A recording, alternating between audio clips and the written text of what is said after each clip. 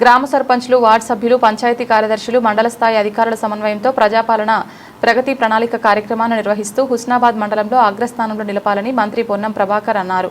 ఈ మేరకు హుస్నాబాద్ మున్సిపల్ కార్యాలయంలో మండల స్థాయి ప్రజాపాలన ప్రగతి ప్రణాళిక కార్యక్రమానికి ముఖ్య అతిథిగా హాజరై మాట్లాడారు. గ్రామ, మండల, నియోజకవర్గ, జిల్లా, రాష్ట్ర స్థాయిలో ప్రజాపాలన ప్రగతి ప్రణాళిక కార్యక్రమం నిర్వహిస్తున్నామని తెలిపారు.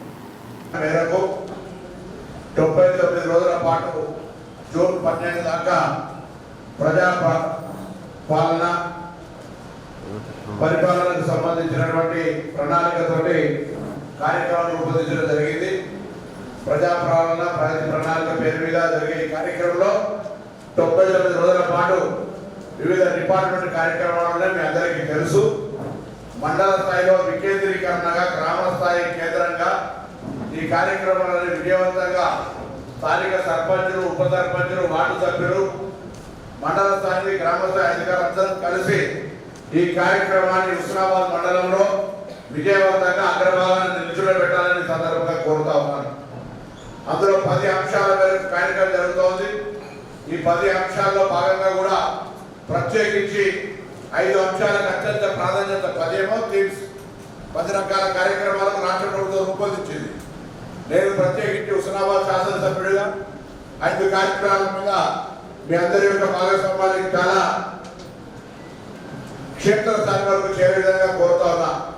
ఒకటి, ముఖ్యంగా 99 రోజుల ఈ ప్రజాపాలన ప్రగతి ప్రణాళికతో పాటుగా త్రాగునీటి సమస్య ఏ గ్రామంలో కూడా ఉండకుండా రాబోయే వేసవి కాలంలో దానికి సంబంధించి ప్రణాళిక అమలు, సమస్య ఎదురుకాకుండా ఉండే విధంగా చర్యలు తీసుకోవడం నెంబర్ 1 ఎజెండా.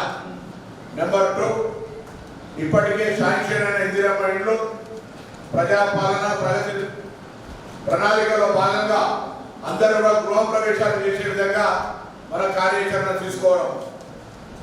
3వది, హెల్త్కు సంబంధించి ఇక్కడ సురభి మెడికల్ కాలేజీని ఇటు మండలానికి, పట్టణానికి సంబంధించి ప్రభుత్వ ఆదేశాల మేరకు మెడికల్ క్యాంపు నిర్వహించే విధంగా నిర్ణయం తీసుకోవడం జరిగింది. కాబట్టి ప్రతి గ్రామంలో ప్రైమరీ హెల్త్ సెంటర్ పరిధిలో అన్ని గ్రామాల్లో ప్రజలందరి యొక్క ఆరోగ్య పరీక్షలు చేయడము, వాళ్ళకి ఏమైనా చికిత్స జరగాలంటే ఆ ఆసుపత్రికి తీసుకెళ్లి వారు ఉచితంగా చికిత్స చేసే విధంగా మన మెడికల్ క్యాంపుల నిర్వహణ, వాటి యొక్క విధి విధానాలు, ప్రజల ఆరోగ్యం అనేటువంటిది 3వ అంశం.